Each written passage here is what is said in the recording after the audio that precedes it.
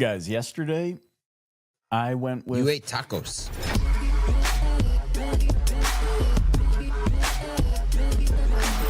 This is Auto Collabs. Sorry, I'm always the interruption guy in the intro. I apologize. I went with Emer to buy a car. Okay. I feel like you buy a lot of of lately. I don't know what it is. You said something about 6, 7 cars in the last 2 years on a podcast, and I was like, "What?" Okay, so just get my dealer license. So you went. You should more than cars. And here's what I think is hilarious. I'm like, yo, you got to go to this dealership and talk to my boy Mark. Somebody else needs to experience Mark. Mark is a 63-year-old Hispanic Tracy Morgan. Like, that's the only way I can describe Mark. That sounds amazing. I was there until Tracy Morgan. I was like, whoa, that hit me out of left field. And sooner or later, you guys are going to come here and I'm going to introduce you to Mark, because now it's a whole thing. I bought 2 cars from him now. Emer's bought a car from him. But think Tracy Morgan, because the way, he kind of talk like this and you go like that. I'm already there with you. Yeah. Okay, so we get into test drive. Emer's, he calls it his baby truck. He needed a foray into truck, so he buys a Tacoma. We're in the back of the Tacoma. I'm sitting with Mark. Emer and his wife are in the front seat. We're driving, and Emer being in the industry. Wait, there were 3 of you in the front seat? There's nothing more pickup truck he was than in the back seat. He was in the back seat. And so Emer's like, come on, man. Like, Mark, tell me about this. Tell me about this truck. And Mark from the back seat, just picture Hispanic Tracy Morgan, just had hip surgery, so he waddles a little bit, goes, yeah, so there's like the knobs and stuff up front. I don't know. You got the feature sheet in front of you. Got all those fancy things. And while we were there, guys, Mark sold 4 cars. No way. This dude, like, he's been at this dealership for like 22 years. It's like he's not going anywhere.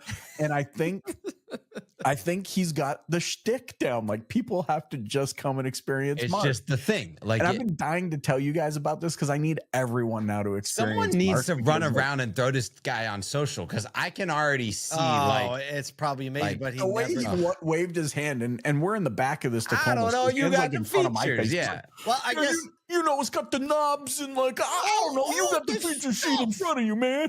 I don't even know what we're doing. Listen, today's guest is Erroll Bomar, who doesn't talk anything like that. Actually, quite opposite. But he happens to be a product specialist for Ford, and he's also I don't know what you call him, hired talent spokesperson. I don't know. He's at the NADA live stage every year, which is where we met him, and immediately knew that we weren't just in the same industry, but there was a very much a kindred spirit by the way we approach things. And even though we never talked about that, it took till about year 3 before we were like, when are we doing something together? That's something we're doing together is at a SodaCon this year, which if you don't have your tickets, you should. And this is the first time we've actually gotten to sit with him to like have some kind of meaningful conversation. So looking forward to this conversation with the one and only Erroll Bomar III.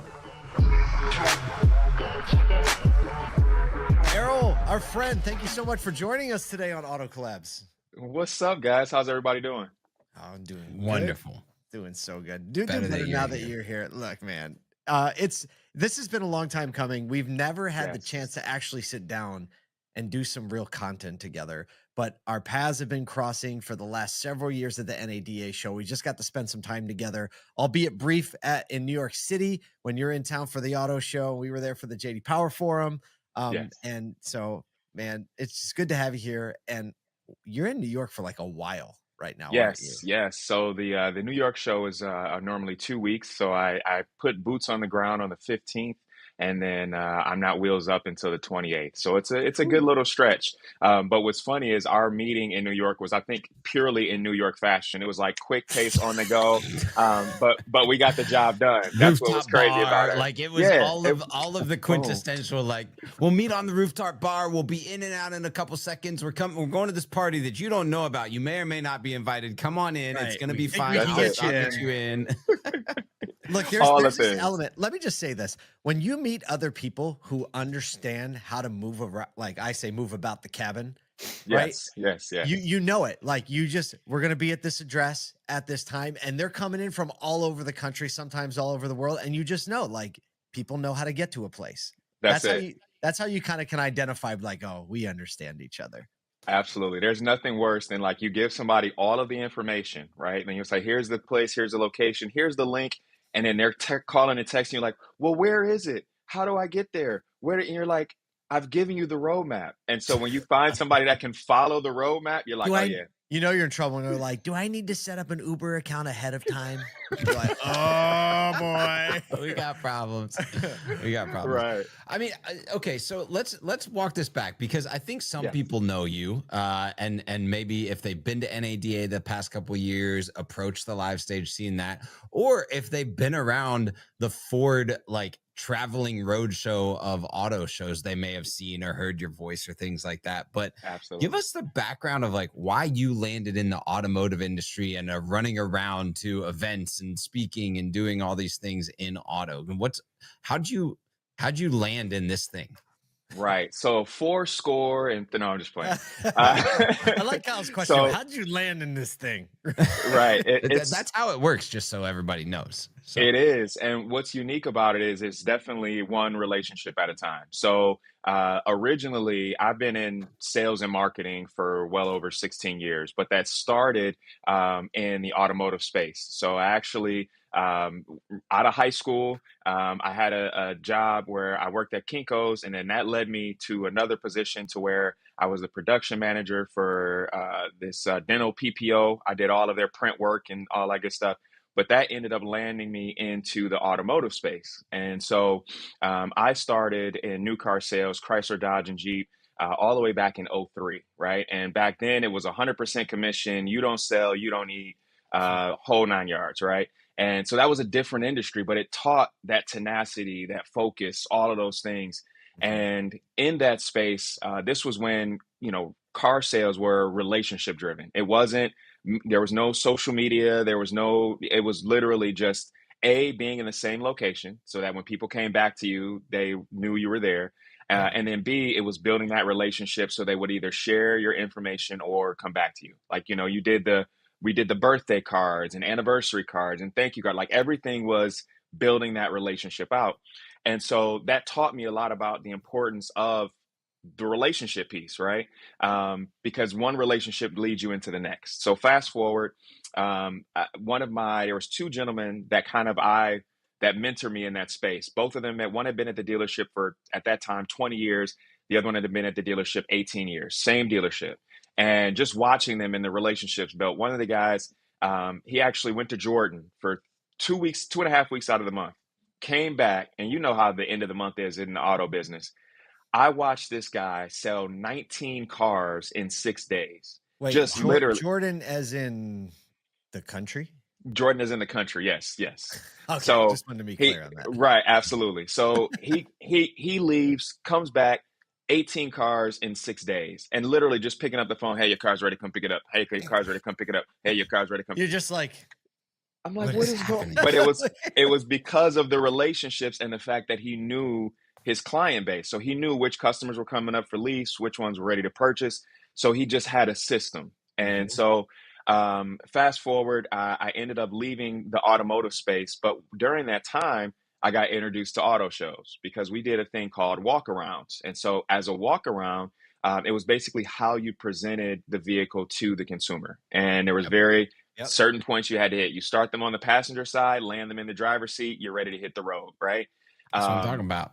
That's it. It was a system. So everything was kind of system based, And so what ended up happening in that space was I would work the Detroit Auto Show as the Dodge Chrysler Jeep representative. Right. And the job there it wasn't sales related. It was literally just engaging with people, answering questions. Because at that time, the industry was a little bit different than it was now.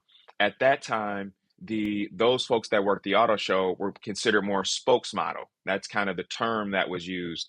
Now we're product specialists, meaning we're actually trained by the manufacturer, know all the ins and outs of the vehicle, and can talk to a customer and consumer in spec and in depth about the There's vehicle. A big difference. I mean, you're pretty and all, but I mean, product specialist makes a big difference when you put that when you put that mantle on the person you have answering questions and knowing about the vehicle. So are you like fully trained and certified in all like the makes and the models and the specs and all that? Yeah, so typically how it works is we have to know a little bit about everything. And then certain times at certain shows, there'll be specific vehicles that we focus on. So obviously that's based on product release and what's important and what the flagship or Angel Halo vehicle is at that time. Mhm. But absolutely, if somebody comes up and wants to talk, transit van or they want to talk escape, I've got to know, either A, Yeah. the So information across or the B, Ford lineup, and this is what I exactly. think is interesting because there will people to say like, the auto show might be going away, but Yeah. there's Mhm. clearly a ton of people going to auto shows, especially like the big four, big five, right? Mhm. And Yes. the manufacturers have realized, no, when people come to this, they are technically detailed, looking for rich understanding of a vehicle. And I think that's actually like a tip for dealers to say, okay, if people are going to auto shows asking that, they're probably coming to the showrooms wondering the same exact Without a thing. doubt. So my people better Absolutely. be dialed in product specialists, not just like, sales junkies that want to get the next sale. It's like, no, people are coming to discover deeply. You were telling me Yes. we were in New York City. You were like, what was the thing you were telling me about the 9-volt battery? Is that Oh, the Oh, Mach-E? yes. yeah. For the That's a Mach-E, good hack. yes. Yes. So if in the event for some reason your battery is at a low percentage and you can't unlock your doors, there's an opportunity where there's a panel where you can actually use a standard 9-volt battery, which allows you to, in an emergency situation, unlock the doors of the vehicle. And that's something that, yeah, while it is obscure and very rare, if there's a consumer that gets caught in that position, knowing that can make the difference of their impression of the brand long term, you know? See, I'm Um, convinced right now. I just have to call this out. They've yeah. got some like Southern 73-year-old grandma sitting in the R&D lab, like figuring out like MacGyver and that stuff. Cause Oh, that's something absolutely. that like a 73-year-old grandma in like Southern Mississippi be like, y'all got a 9-volt for this? Right? Got some Vicks, in her Go, back, in her goes bag, goes right? right in the apple cider bag. vinegar in the gas tank. Okay, Yes. so like this is what stands out to me about this because Yes. like we're all in this space every day, all day, talking about it over and over again, and we're like, do we really have to talk about 9-volt batteries again? But like, I think because we're so in it, we forget sometimes, or it's easy to forget that there are millions of enthusiasts out there that love Yes. that stuff. Mhm. That it's like Absolutely. that 9-volt battery little hack is going to blow their mind, and they're going to be like, I guess that's why I need to drive this vehicle. Absolutely. In the Yeah. same way there's affinity audiences and enthusiasts for like gaming and role play gaming, and they just sit there and consume and consume and consume. The difference is, to your point, what I'm picking up on is the difference is there are specialists in those industries, in the gaming industry, that know there are people that want to know this stuff. And in our industry, I think like we don't do the best job at realizing, no, like people are enthusiasts. They want to be excited. They want to know the little ins and the outs of the vehicles. They want to pay attention to the space. That's the first thing that I had to like just get off of my get that Yeah. really, Errol, it grinds my gears. And now Oh, you've no, no. surfaced it, and I'm like, yes, Errol, He yes, said it. Errol, preach. He said it. The Yeah. second thing is, like, you have so much experience at these events. I went to the Toronto Auto Show recently, Okay. and what blew me away is how much this kind of ties into what Kyle, what you were just saying, like how much attention the OEMs are actually paying to the space that you're presenting in, and that Hmm. it becomes a very real character that sets a tone for buying and like consumer buying activity and how they're thinking about the vehicle and how they're seeing it. And then we go to the dealership and it's like a doctor's office, Mm. Sometimes. Yeah. Yeah. right? And there's always a dude in the front cubicle like this, 100%. those watching him. Or the guy that screaming, stands up and just "Hey, leans on listen, the edge of the what cubicle looking at everybody else, So from your watching the experience, I front mean, door. what are you seeing? How do all of these things, your product specialty, and Yes. knowing there's enthusiasts, millions of people going to these auto shows, the big five, I think we talked about, and the consumer's role in how all of these things come together to actually move people to show intent and move people to a purchase? Yeah, I think the big thing that from, being able to see it from all sides, because even outside of just auto shows. So one of the things that I have the opportunity to do because I'm in Michigan and in the Detroit area, is I do all of like Ford specialty events, and that includes even dealership. Like one summer we did a dealership tour called Tech Days, which is where any consumer can come back, and if they had questions about the technology of their vehicle, we were there to walk them through and answer some of those common technology questions. So, overall, what I've experienced and what I've seen is that from a consumer standpoint, their vehicle is essential, but it's also an experience. People buy not just because the vehicle looks good, not just because it's cheap. They might buy that for that reason initially, but they keep buying it because of some experience or something that Mm. emotionally has tied them to the vehicle. I've heard so many countless stories. I've had people, for instance, here at this show, I had a lady that was like, I've had 6 Explorers, da da da da, and I love the Explorer. I'll never get another vehicle other than the Explorer. And it all tied back to the fact that she had gotten an accident all the way back in 2012, and the Explorer kept her and her family perfectly Oh, safe. She didn't have an issue. She walked away, and just that one That's a big accident, deal. Yeah. her confidence level in the vehicle, she's like, I will never own another vehicle outside of Wow. this vehicle.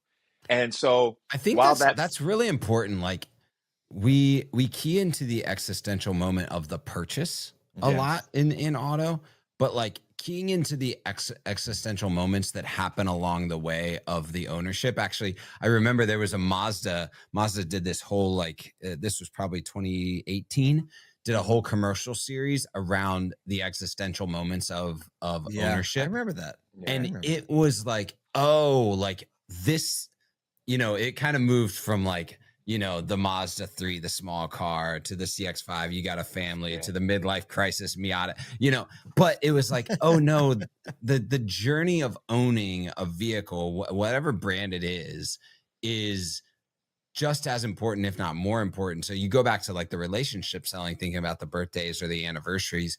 How do we yeah, know our consumers so well that we're tapping into their existential realities within their own? Like we're that close to our clients that we know exactly what their experience in the car, or can get mhm, some insight into that. Because I think that's how you really build loyalty, right? How is your yeah, service department aware of what's happened recently, so yeah, that all of that those things. moment can be brought into the service or the purchase experience? So interesting. Right. And Errol. I So, think, so, I so think, oh, go ahead. we got to get off this, because you're wearing this shirt. I don't know if people see it. It says change 365, hashtag change 365. And you've Yes. alluded to like the fact that you care about relationships, the fact that you care about people. Now you're talking about their life experiences. I want to get to what is that, and because it's not a part of exactly who you are in auto, but it's who you are. And Yes. I think that it's a real part of like why we've connected and felt connected to you, even from almost from a distance on the NADA live stage. It's like, I think that's one of our people up Right. there. Yeah, Yes. Yeah. yeah. Talk, Yeah. talk around like Absolutely. where that came from, and what the heart behind, what you're trying to do there. Absolutely. So the change 365 is literally just about that. It's about that gradual change that each of us make on an individual daily basis. And I'm a big proponent, and sometimes it's controversial, but I believe in inspiration, not motivation. And I'll tell you why. For me, motivation means I have to give you motive behind whatever it is that I want you to do. Now, motivation is great. It's needed. Don't get me wrong. But I believe that inspiration is something that somebody picks up and carries with them regardless of any external motivating factors, right? So, Oh, that is nice. like if I That's tight. motivate you, if I motivate you, it can be for a moment. So, as an example, we've all been to conferences, different things, and we leave out that room and we're like, oh, we feel great. This is great. And it kind of tapers down over time, right? But when I'm inspired, it's something that I just can't let go, right? If I'm Come on, inspired man. to start a business, if I'm inspired to move in the direction of something, I just can't put it down. No matter how long it takes me, how much I have to tinker with it or whatever the case might be. So that's why for me, the Change 365 is about helping people where they are, but giving them the inspiration that they need to sustain everyday transition and change. And that happens in multiple ways. It happens through coaching, speaking events, connecting, building relationships out that are sustainable. Right now, one of the initiatives that we're blessed with is we have a grant that we have that we're actually working with 50 men over a 6-month period to specifically focus on cardiovascular health and then also their mental health. So we have myself doing the physical wellness part, and then we have another gentleman by the name of George, who's a licensed therapist that's doing the mental health part. And we get together with these guys once a month, sit down for 4 hours at a time, and lunch in between and all that. But it's building those kind of grounding points so that they can inspire and change their life over time. And then throughout the month, we give them homework and different assignments. But ultimately, it's just about that. It's about having the impact so that if somebody comes in contact with me, they don't leave the way that they came, right? Even if it's just something small, you would be surprised, especially being in this space and how that ties in automotive, the way that people connect. You just shifted my paradigm a lot. And I already knew when Kyle asked this question, I was like, we're going to need another podcast just for this topic. I knew it. As soon as he said it, I was like, well, we're going to need to do this again. But the delineation between inspiration and motivation, I'm thinking of the life of any entrepreneur. I'm thinking of the life of a parent, the things that inspire you to keep going. It has to be so much of a higher level, because there are lots of motivations. Like as an entrepreneur, right? You're inspired to make this thing better. And that's like, that could be a product, it could be a service. It could be, the lives of the people around you and on your team to like move everybody. You could be inspired. The motivations though are vast, right? Running out of money is a big motivation, right? Needing to hit a deadline is a big motivation. Consequences, like motivations, a lot of times are driven by consequences. Absolutely. That's what I think, right? Like I want to do this so that I don't have to deal with that. Or fleeting rewards, right? Like I think of like timing. Yeah. Like timing, fleeting reward. I mean, a Saturday morning meeting has a lot of motivation in it, right? There might be like, hey, today we've got to accomplish this specific goal for this specific moment. And we will reward you with this short-term benefit of financial gain, right? Yes. And instead, like, what would it look like for a dealership or a business or something like that to inspire their people to where they don't have to have those moments of motivation as often, because the inspiration carries you much more deeply past. I think that's what we're actually like. I think it's the translation of, like, for me, it's the words of motivation is probably mission without vision, and inspiration is coexistent vision and mission, right? If you have a vision for something and you call people to that vision, they have like long-term foresight into like why we're headed that way. Right. I believe in this thing that's over the horizon. And there could be missional elements of like, today we're going to do this, next day we're going to do that. And that's how we get toward this future vision. But it allows the motivation to actually extend into inspiration potentially. Absolutely. And even if we and I love what you said about from the money piece as an example, right? If I'm motivated to get money, once I get the money, then what? You know what I'm saying? Like what pushes me need to be motivated by another thing that's similar. Exactly. So, and I think when we look at that from, just tying that in from a automotive space and just looking at how our dealerships on a day-to-day operate, right? I think some of the most successful dealerships, because a lot of dealerships at some point are family owned and driven, right? And I think the majority of them can say that story. I think what makes the successful dealerships different is the people that are in the dealership, do they feel as if they are part of that family in some way, right? So, and the mentality is different. Think about it this way. If I have, and I'm just going to say sons and daughter versus employee, right? A son and daughter of a business is going to have a different perspective and a much more protective approach than someone who just feels like I'm an employee of the dealership. They have a different level of responsibility and ownership as the feeling of son and daughter in most cases than they would of, I just work here. You know what I'm saying? And so when you're talking about building a cohesive team, like even for us on my auto show team, there's 80 of us that are on the Ford product specialist team. We're all over the country. But when we travel together, right now there's 22 of us here. we literally move as a family. Like in most cases where it's like, okay, we want to make sure if it's late at night, are you walking back? Okay, I'm going to walk with you. We're going to call a lift. Like we're protective over one another. We make sure that our mental space, like, hey, are you okay? Well, listen, I'll kind of, you hang back and relax for a minute. I'll deal with more consumers if you're having a bad day. And what that does is overall, when people come into the Ford display in the space, people sense that. Like we've had people that'll just come back and hang around like, you guys have the best display. Like, you guys are just cool. Like, we just want to hang out here. Oh, And it's I like, love that. because they sense that energy. Or you have situations like, I'll tell you a brief story. So I was in Detroit. I had a couple that drove. So this was when the 2024 F-150 was launched. They drove to the Detroit show to see the 24 F-150 because they were almost about to purchase a 23. I spent 15, 20 minutes with them, just walking them through all the features, functions. Just, that's what I do. That's not I didn't think anything of it. Fast forward 4 months later, the lady actually messaged me on LinkedIn and said, hey, because they were between the F-150 and the Tundra. She said, hey, I just wanted to let you know, we're actually right now picking up our F-150. We got the Platinum Edition, like told me the whole story. My husband just really appreciated the time you spent. You were patient. You didn't brush him off, all these things. And this is 4 months later that this lady found me, messaged me on LinkedIn, and felt the need to, like, not just a sentence, a couple paragraphs of why our interaction was important to her. Ooh. And those are the stories that are like, that's not just me exclusive, right? That should be the way that the industry works, because you never know. It's not just, what am I moving or selling today? What X am I crossing off today? But what's the ripple effect that I'm going to have down the road, Oh, man. Bro. And that concludes my TED funny, Talk. dude. Like, people ask me sometimes why I'm always looking down in podcasts, and it's because I'm I'm the first student, you know what I mean? And it's like a privilege that I get to be the first student. And I'm sitting here writing notes. And as I'm listening to you and I'm tying all of these pieces together, you know what I wrote down? Because it's something I've been picking up on, and I think it ties into your mission, and it certainly ties into our mission. And I'm just going to come out and say it.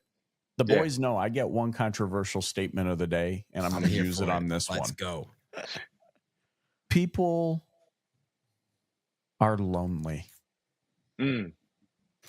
And because people are lonely, we are designed divinely to connect with one another. 100%. And we desire connection. And I see that at the heart of your mission. That's certainly at the heart of our mission at ASOTU, is to create connections. Going back to the very first quote, in quotation marks, from the man Erroll on this episode, one relationship at a time. Yeah. And I just think of the impact on, what if I know as a dealer or as a business owner that majority of the time the people that work in my organization are lonely, and that's impacting how they connect with the other lonely people who want to buy vehicles, or who are coming here to work every day, or who don't know how to be inspired, who've lived their whole life thinking that motivation was the thing, even though they know it fleets, even though they know that once they attain the thing they felt motivated for, like you said, Paul, they got to come up with something else. And it's always, material. It tends to revolve around something material. I just find the thread that runs through how you operate, I think, is so fascinating.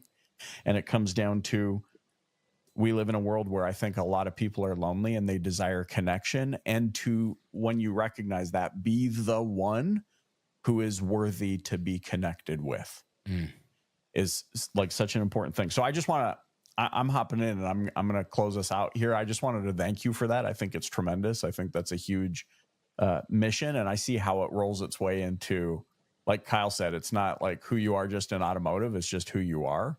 And I see how you having that healthy center emanates. It brings an elegance to everything you do, whether it's informing people about, vehicles, or the products and features, or how you carry yourself. I think is stand up. So I want to thank you for that. I think it's tremendous.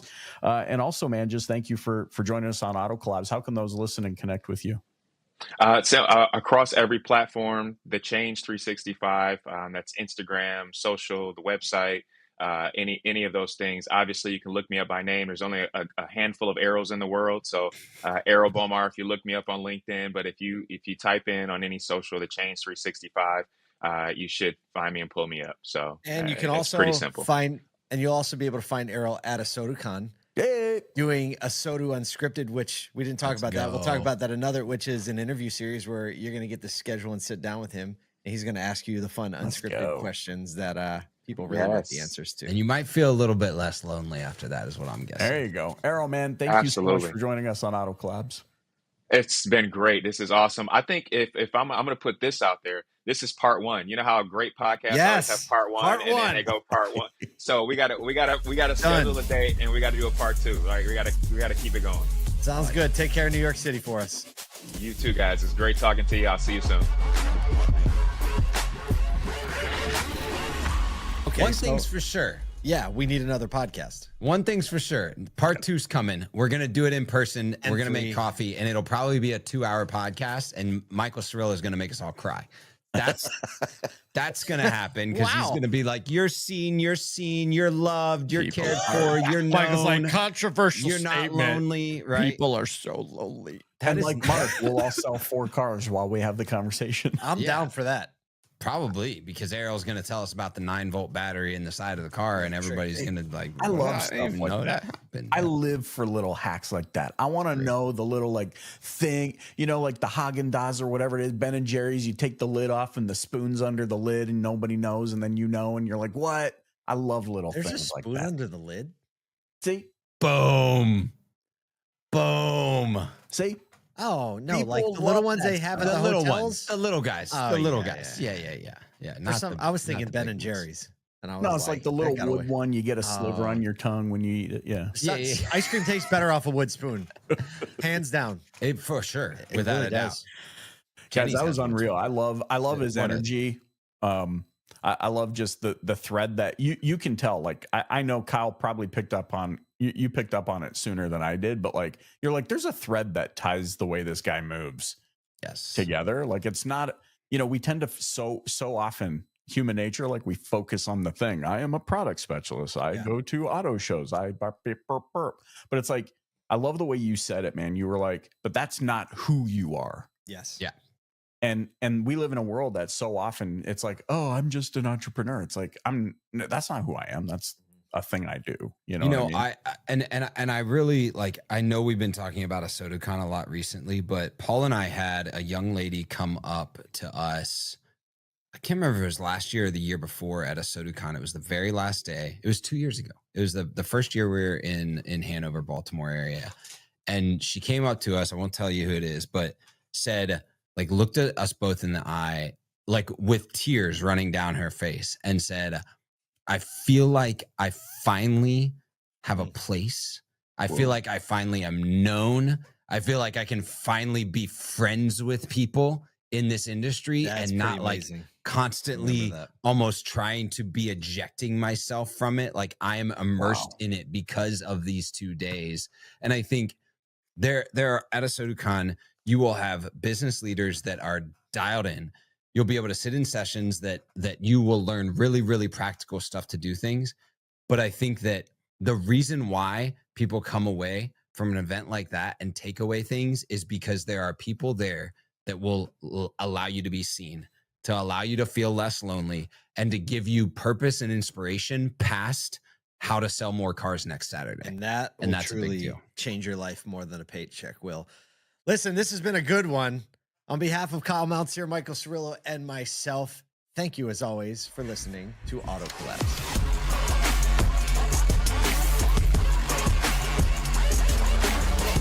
Welcome to Auto Collabs.